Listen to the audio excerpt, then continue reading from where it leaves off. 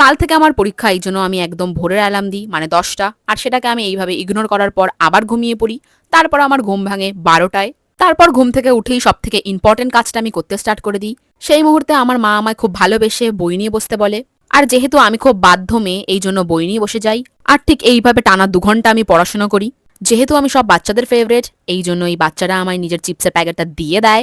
আর আমি একটুখানি আনহেলদি খাবার দাবার অ্যাভয়েড করি, বাট তারপরে ও ভালোবেসে দেয়, এই জন্য আমি একটুখানি খাই। আমি একদমই আনহেলদি খাবার দাবার খাই না, বাট কোনো বাচ্চাকে আমি হার্ট করতে পারবো না। এরপর ফোন ঘাটতে ঘাটতে আমি রিয়েলাইজ করি যে আজকে সারাদিনে একটুও গসিপ করিনি। এই জন্য আমি আমার বেস্ট ফ্রেন্ডকে কল করি। কল করে 2 ঘন্টা গসিপ করি।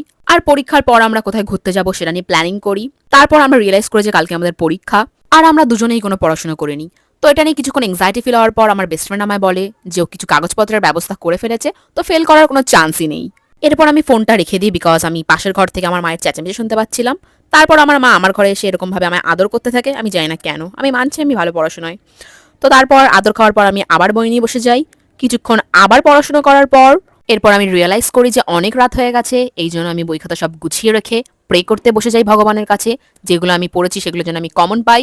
আর কমন না পেলেই বা কি, আমার তো ফেল করার অভ্যাস আছে।